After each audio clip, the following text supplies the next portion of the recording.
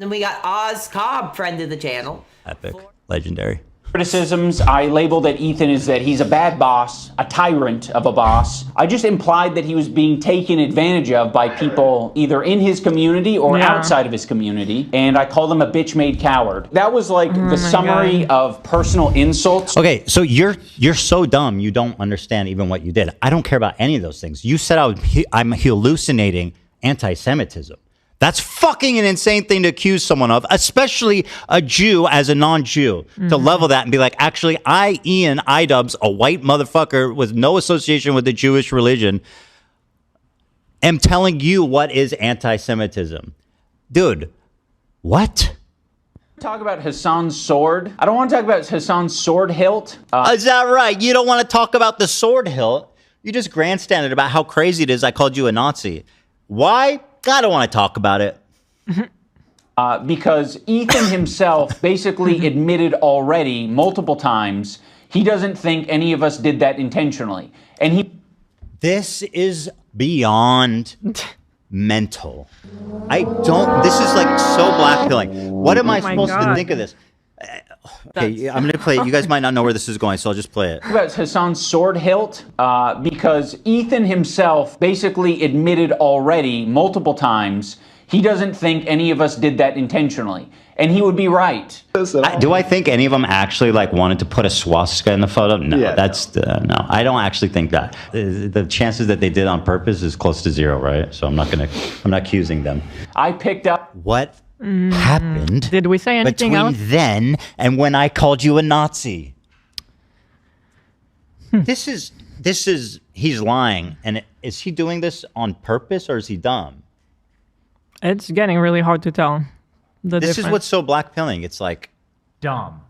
It's just all lies. And easily provable lies. Ian. I mean, you even made a separate video exactly explaining that he apparently watched. How at first we were saying no way they did it on purpose, and then so he's lying intentionally because he apparently watched that video. Yeah, the point was that I was trying to be gracious. I was trying not to accuse you guys of doing that knowingly. In fact, that's actually what I believed. Until we saw multiple clips of Hassan calling it the swastika sword. My mind changed, actually. I don't know if you can fathom that. My mind changed from when you showed me to when I called you a Nazi. That's really incredible stuff. Up a random the fact sword. That he says it was a random sword kind of proves the point. There was 10 swords we know, at least, and they randomly chose one of them that happened to be the one with the swastika, that he happened to be holding just in the right way to be facing the camera in both ways. In a video accusing a Jewish man of hallucinating anti-Semitism. This is what Hassan was doing. You can't even concede why I would think that. It's just a delusion. I mean, I am sorry, bro, but you're a fucking racist. There is no other conclusion to draw from this. Even if it was an accident, what you're doing right now is extremely fucked up. You know? But I can't speak for accountability for anything, so that will rest solely on my shoulders. But I can't speak for the internet. The internet might actually blame you guys for it. Now with this you point to me one person who's blaming me for this other than like Hassan. Oh my god, you're so stupid. This man literally was like, I'm going to make the dumbest... Bro, Ian, I have to tell you. You think somebody will blame us for your failed event? How exactly? Like, I have nothing to do with it. Let me tell you how bad Content Cop has gotten. When he used to make these on people, he would destroy them. They would get clowned on. They would lose subs. Their channel would lose momentum. His Content Cops are so bad now. When he makes one on you, your channel gets the biggest boost it's had in years. Fine. And I have decided to step away from CreatorClash. We have relinquished control to our business partners who ran the previous... That is my buy dog. And again, that's our meme, right? And I guess he's trying to say something to us. But this is the extent of his editing. He did it in the last one. He's doing it now. He just takes an image and he just places it over the video. And that's the joke. era. You guys. Business partners who ran the previous 2 events. They're very capable. They know exactly what they're doing. Now imagine for a moment that all these people who have been training for this fight, who are wondering what's going on with all this drama, are hearing this now for the first time. Yeah. Yeah. I would feel so disrespected. I would feel so shit on. I mean, how less consideration can you give for human beings? Dude. I also think he's not addressing enough. Like, okay, who are they? And Yeah, who are they? did you sell the event? Yes. What, like, So cryptic. they can run an event, but are they like, who's making the calls? You know, like, I don't know. Is it a production? I don't know. The second CreatorClash because I was afraid of how that would impact other people. This year I said I'm going to do something different. I'm going to fight back if someone... This year I'm going to do something a little different. I'm going to crash the event into the side of the mountain and see how that works out first. And the charity. You have no power over us. You're just an asshole. I don't... Why do... You have no power I don't over us? care. What is Who that? cares? I don't know what you're talking about. Anyway, I responded. Yeah, I said, hey, baby girl. I totally understand why you guys decided to try a third time. With no risk to you guys financially, you only fuck over everyone else, including the fighters. For example, Lena is out $12,000, which you refused to reimburse her. Yeah. So I'm reimbursing her out of my own pocket. We all wondered what kind of psychopath would do a third CreatorCraft after the monumental failure of the second one. Now we know. Ones with absolutely nothing to lose personally, while everyone else you work with gets fucked. Classy as always, Anissa. She's too dumb to realize how... They don't even know what they're saying. The event that we made with CreatorClash, it's still happening. No, June it's not. 28th. This event is not happening. No, not really. I think we always want to have, if we keep doing this type of event, and we kind of want it to be like a Super Bowl, like every year. You want to do it again? One, yeah. Yeah. I see. If it works out, then we can do that. It's not. And there could always be a charity aspect to it. But I think This is the the first main one. goal is just to get the people Oh. paid who are involved in making it happen, rather than like making exorbitant amounts of money. So this fucking guy who's hiding behind the charity when he gets criticized, oh, you're trying to take down a charity event, is on record being like, the charity is not that big of a deal. Like, come on, bro. Or Awk 2000, but he just goes by Yeet with the crying laughing emoji. Hassan hates this account. So check this out. So he just says he told all the fighters. Well, let's hear what they had to say. Freddie Wong drops a long message in the CreatorClash fighter Discord. He asks about communication, event reputation, how to promote without getting hate, dropped fighter replacements, pay disparity, and more. Our current trajectory does not instill confidence, he said. Let's see. Freddie, by the way, OG YouTuber, Rocket Jump, cool dude. Right. And very eloquent, by the way. I was saying it would probably take me like 5 hours to write that text. It's so well written. It really is.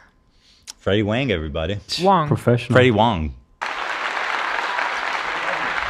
He says, Freddie W.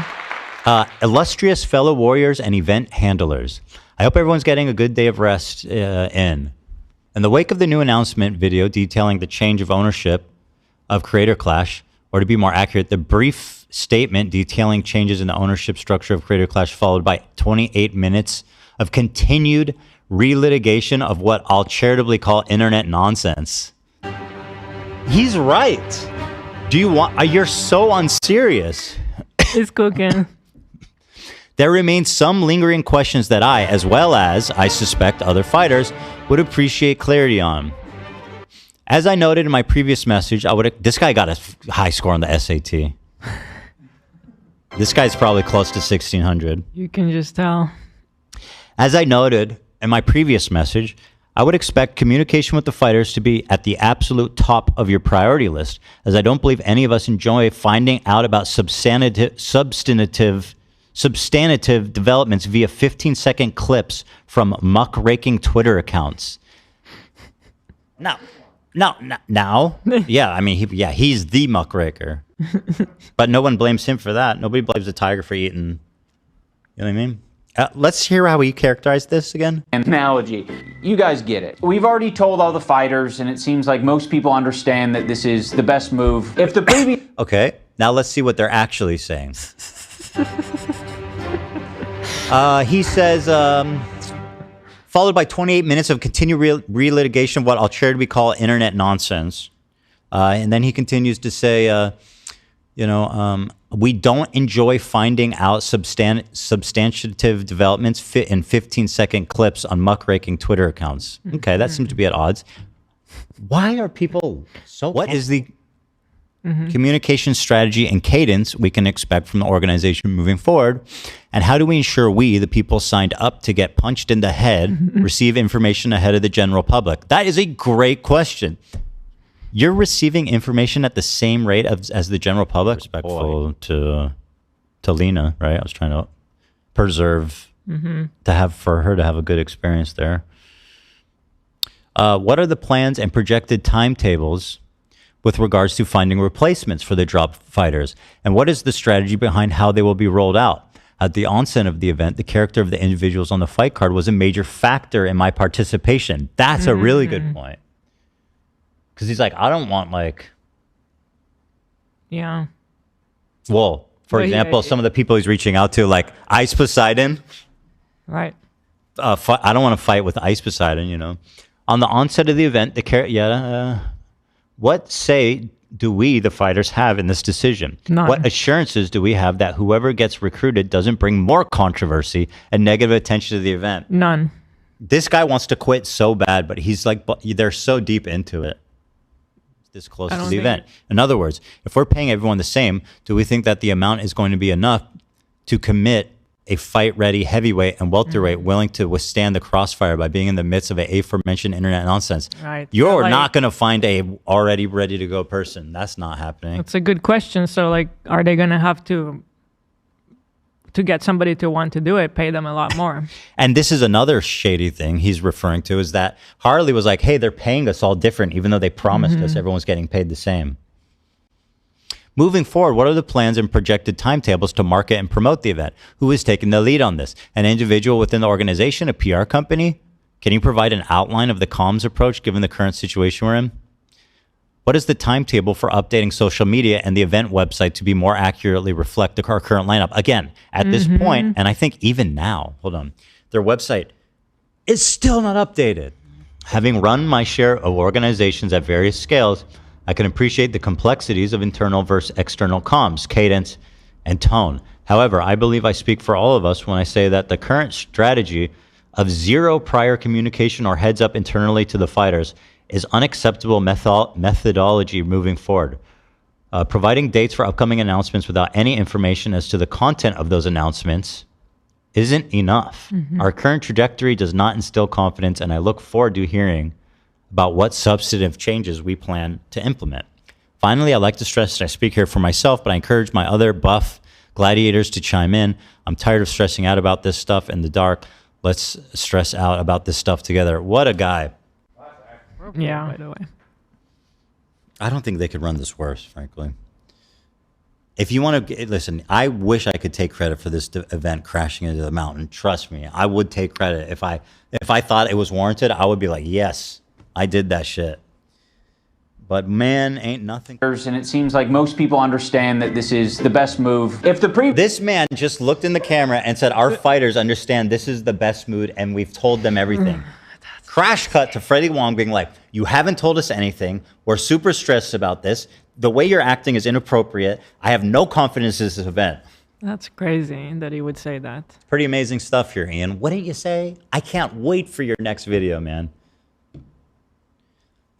previous content cop was entertaining to you, or this video is entertaining, or what is entertaining about it? You're not even doing jokes or edits or anything or sketches. Like, what's entertaining? The message. The best thing that you can do for me is to support CreatorClash. Buy a ticket, buy a pay-per-view ticket, an in-person ticket, or donate to the fundraiser. Donate! I just want to see this event do well. It's too ham-fisted, but I kind of do want to make it ham-fisted, because I'm like, I spent my last fucking 4 years working on this stupid boxing shit. I mean, it was worth it, absolutely, but like... Why didn't you just call it stupid boxing shit? I know. Why would he say that? To roll around in shit. I think me and Ethan are both meant to be rolling around in pig shit all day long and other people are meant to do boxing or debating or whatever else. Again, he doesn't No, make any you. sense. He says Ethan is meant to roll around in pig shit like me. Other people are meant to be doing debates. And then he shows a picture of me doing a debate. Up a random sword in Hassan's room that was laying around. That could be the end of the discussion. You don't actually need to debate Hassan about the sword hilt. Okay, well, like, is this really your business to be dictating? He's been doing that a lot. He really wants to tell us what content we should and shouldn't be making and what we should and shouldn't talk about. And what's anti-Semitic and what is it? Ian is so sensitive to all these social issues. He would never dream of doing this to any other group of people. But when it comes to Jews, it's shut up, Jew bag. I mean, literally, he's like, shut up. You're dreaming of it. What a fuck. These people are just straight up racist.